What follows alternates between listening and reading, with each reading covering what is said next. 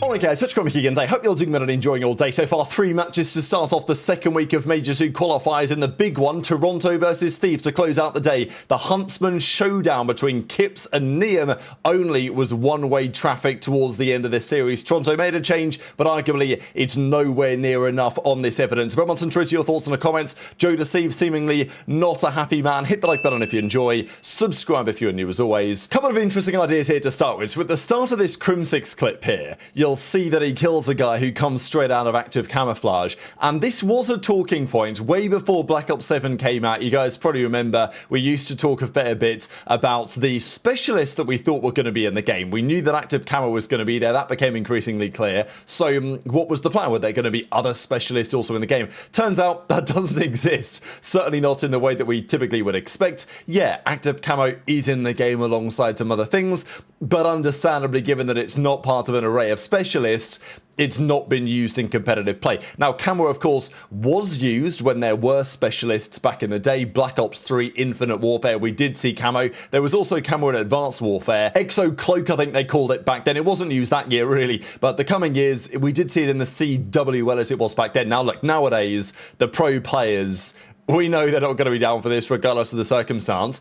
But Bance does raise an interesting question here. Should the pros try using camo? We've got an EMP that counters it. Cold-blooded counters the EMP. The camo might not be ridiculously powerful. There was discussion that, well, look, if you limit it to one player a team, it's something to keep in mind. I don't think Vance is wrong. It adds another layer to the game. Look, you may say it's cheese, and you probably would be right, but we did play with it back in the day, and as he says, there is a counter if you want to consider it. But of course, the pros are going to say no regardless. Now, there are some other changes that could well be considered. There has been continued talk about overload, what we need to do to improve the game mode. Look, do I think that Infinity Ward is going to bring it back next year? No. Almost certainly they'll bring back Domination or something else. I don't know. It's probably not going to be overload. When Treyarch introduce a new mode, Infinity Ward very rarely carry it over. Famously in Black Ops 2, when Treyarch came up with Hardpoint, a game mode that is very much still here, IW had no interest in putting that in Call of Duty Ghosts. Instead, we played Domination, Blitz, and Search and Destroy. But speaking of Blitz, Looney says that for overloads, they should add what was the thing back in Blitz in the day, which it was, if you were inside your own defensive portal, they couldn't score. This was another way to defend if you were really at there was no other thing to do and all your teammates were dead. You could lay down in the portal and they wouldn't be able to score in that scenario until either you killed them or they killed you, and then there was a winner. That's an interesting idea. I think there's also further discussion, as he says, on the halftime cap limit.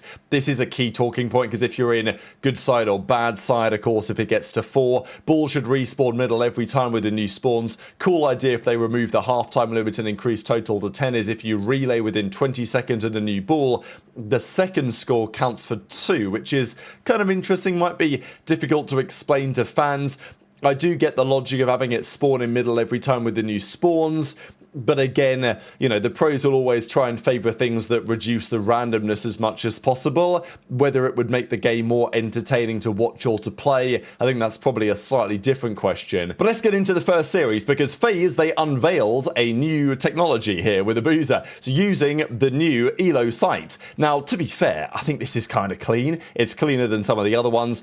I don't know if the teams will say, it's GA it, right? Get it out of the game. We only want to use the normal red dot that we've been running for some time. But Abuzah pulled this out. He had a pretty good series. Again, they're playing Surge, right? It ain't looking great, and we did see it from the other side as well. It wasn't just Abuzah. The Fang hoverpoint ELO sight, that's been coming out into action. So it's like, look, lads, we're switching up the red dots. Can we maybe switch up the guns we're using as well? Please save me from this N15 Dravik meta. Doesn't look like that's going to happen anytime soon. But Surge are just terrible. They really are just terrible. If they blow it up at any moment, I wouldn't be surprised. Again, are we playing for some Lion Man cards? I don't know. You can watch the minimap and make up your mind on that. The reality is we're getting to the point in the season where the matches are slightly easier to predict. I think most people knew which way today was probably going to go from start to finish. Surge, they could blow up their team at any moment, and I wouldn't be surprised. FaZe take the game 1, they take the game 2, they take the game 3. This was a nice little clip here from Gwinn. To be fair, when I saw this, I thought, okay, I see you, Gwinn. This was a lovely little shot onto 04 here with the headshot. So looked at the scoreboard and I thought, okay, maybe Gwynn's doing what he used to do, right? Back in the day, the last couple of years, dropping 1.1s, 1.05s, certainly online, Gwinternet, right? That's what they called him. This year, though, he's been pretty atrocious, and that did not change for the rest of this series. We go to the overload. FaZe get the job done there as well, and it was a hot 3-0 win. Surge out of the server. You know, they've not really won anything this year. Their records, even with Legend and even without Legend, post-Legend, not been good online. They went to the LAN and they beat Ravens, so, you know, congrats. And then they bombed out of the tournament, and since then have also looked terrible. So I don't know what Surge are going to do, if anything, but FaZe handled business. They get the job done. And apparently they've not lost to Surge in a very long time now, 302 days. Kind of interesting, because Surge was an organization that used to have FaZe's number, right? Like back in the Mac days and the Pred days, certainly seasons like Modern Warfare 2 and Vanguard, Surge had FaZe's number relatively frequently. But yeah, this year clearly, and last year as well, that has not been the case for some time. Even when last year they had a pretty decent roster, they didn't beat FaZe for some time in that stint, and this year they don't have a good roster, so they are in hell right now. Now, congratulations to FaZe. They become the first ever CDL team to win 100 qualifier series and accrue 1,000, which is like, God, it's shambolic, don't you think? They've scored 1,000 points online, FaZe, in the last few years. I just don't think the rules should be like that. Online COD shouldn't matter as much as it does, whatever. Congrats to FaZe. They're 131. OpTic have 84. Koi Ultra have 83. This was tweeted out before the Ultra series. It's still at 83. Shock horror. But FaZe have got to 100 qualifier wins over the last several years since Cold War. So, yes, congratulations to those boys, I suppose. FaZe get the 3-0 dub. And, well, it's not really those boys, it's Simp, right? And obviously Drazah wasn't there in Cold War. He was on Thieves. So congrats to Simp for his 100th qualifier victory, I guess you could say. Gwinn had a 0.7. Abe had a 0.7, TJ had a 0.7, Lunarz with a 1, and that was actually about 1 to be fair. But overall, the series looked pretty similar. 0.7, 0.8, 0.8, Lunarz with a 1.07. So, look, congrats. It doesn't really matter. Like, I actually still believe that maybe Abe could be something. Like, he was good on Toronto at the World Cup, right? And yeah, he's obviously having a terrible time here. And I'm not just going to single out Abe specifically, but I think the general point is when a team is this bad and this lost, it's tough to judge the players from top to bottom particularly accurately. So they've got to do something. But, you know, I guess you collect the paycheck while you can. I don't really care enough to talk about what that team needs to do. What I do say is that Cloud9, well, Okis had a bit of a stinker today. Now, Okis was doing some tweets. When he signed the contract and Gunless decided to do those tweets, I don't know if this was referring to Gunless exactly, but anyway, they got the deal done at Cloud9. 20-odd players rejected the offer. Then these boys said yes, and Gunless was like, look, damn, why do these guys get offered instead of me, or whatever, right? Okis did a tweet, and he said, bench players talking like starters. I hate it. So, okay, sure, talk your big game, that's fine. But you can't get slammed too bad in the server. Today, they were getting slammed pretty bad. They won a map, to their credit. They did win a map. And if you are Cloud9, you have to try and become Search and Destroy Demons. Hope that the other team literally trolls because they think you're terrible. And then try and sneak a map 5 win somehow. But in the respawns, it ain't looking great. Nejra, Encourage, HyDra, and Okis. That's the team if you guys needed reminding. Okis starts off 4 in 19. He was nearly living up to the big man at the top of the old Stallions that he was, of course, formerly a part of. He did turn it around to 12 in 26 at a point here, so we started getting some kills. They brought it back in the server. I did say on the pre-show, Selim and Pred woke up this morning. They decided, yeah, today's our day, baby. This is the day that we farm some stats, and I'm not surprised. That's what we saw.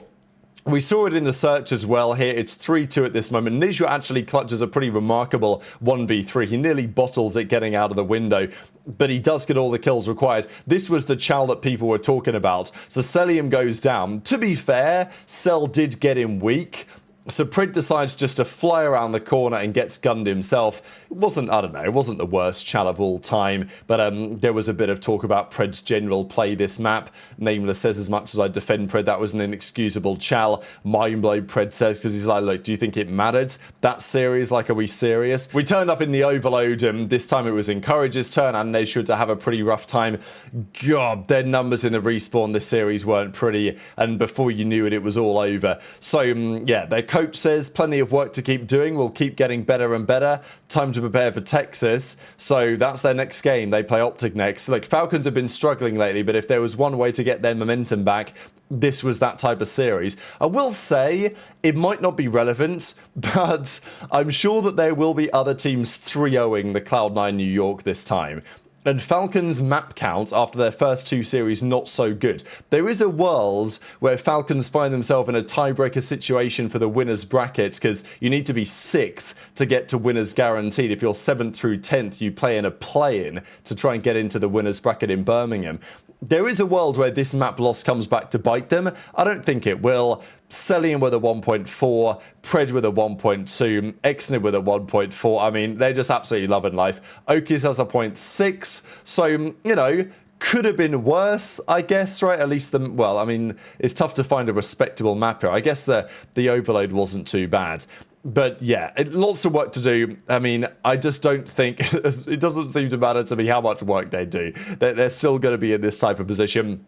But look, it's a storyline, isn't it? It's a storyline to keep an eye on. But the series that most people are really interested in was the final one. How would the new Toronto team get on? We know that Thieves have made some progress. Yeah, they lost that scrim to 6-2 to OpTic the other day or last night. Nium was looking better in those scrims, but maybe not where they need to be quite yet. And game one, early doors, this was all about Kips. And the OpTic boys were loving it briefly on the show, because Kips coming off the Huntsman, one of the big stories coming into Toronto from the OpTic side, popped some nice plays here. And yeah, Kips looked good. Certainly they put the POV on him. He was hitting some nice shots. It doesn't seem like he's the issue, right, on this team as it stands. But they did get 8-0'd by OpTic the other day in their scrims, and all of a sudden it looked like Kips is going to turn around the team. But times changed as the series went on.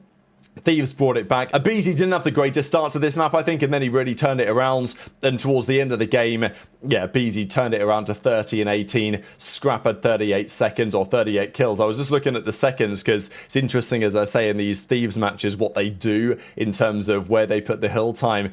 But yeah, Toronto go down. Kips had a really good start, slowed down a bit, and they lose the map one, but it was a relatively competitive map, so that is what it is. The search and destroy, however, was pretty bad. Like, losing some of the rounds that they did, this round especially, where aBeZy gets the 2-piece. There was some reaction for Formal as well. There was also this round where Insight gave a little 1 versus 4 a go, got a couple of kills here. Again, the eyes really were on Insight, right? Could he deliver the job today? Because arguably he needed to, in the situation where we know he's under pressure. We've got reporting, we've got rumours that they're looking at Nasty, they may be looking at Kenny, they're looking at other options. And when this type of stuff is so public and so available, it must be pretty difficult for Insight to deal with the whole situation as well. Then it goes to around 11, you know, Formal was kind of mind-blown because the camera was pausing and all this, but like aBeZy picks up the 2-piece, gets the job done. You can see the frustration on the side of Toronto. They do, to their credit, win the overload. It was kind of a confusing one. This, I think, could be Thieves' problem to a great extent. We know that Scrap, and presumably Thieves at large, not a big fan of overload. They loved control last year. That was their absolute bread and butter. No surprise, you've got Scrap and HyDra on your team. If you're going to play TDM, you're going to love it. But Overload, not their favourite mode, and I think probably since the spawn change, they've got even more frustrated at it. So I just think this is concerning, because we know that Toronto are terrible. They're not even won a map until this point. They were 0-8 map counts. They play Thieves, and Toronto, no issues really. They handle business in the Overloads. aBeZy did seem kind of checked out. So again, Thieves will come away from today happy enough. But it's got to be said that their overload will need to improve, because, yeah, you can hate the game mode all you want, but you still got to play it once a series, right? So that's potentially the issue for them. But when it mattered, back to Hardpoint on the Colossus, It was a pretty close game for a time, but this was the scoreboard that really got people talking, right? Because Insight, being under pressure, comes into the final map against Thieves under a lot of scrutiny that after this weekend, if he doesn't deliver, it might be time to go.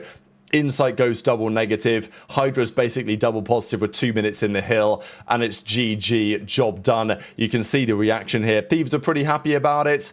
Insight, Kips, CleanX, JoeDeceives is already out of his chair and out of the building. So frustration from that side for sure. The final numbers looked something like this when they load again for me. Nium with a 7.8. Not a great showing from him. A lot of that came from the game 1, which was pretty poor. The game 3 also wasn't good either. So, yeah, of course, there's talk about that from the Nium side, it's got to be said. But that final map of the series from Insight, 0.48, that really has got people saying, well, nothing has changed for Toronto. So intrigued to your thoughts in the comments. JoeDeceives says, GG's, Thieves lost 3-1, and they play G2 tomorrow, which is also not going to be easy. So thanks for watching as always, take care of yourselves, and I'll see you next time.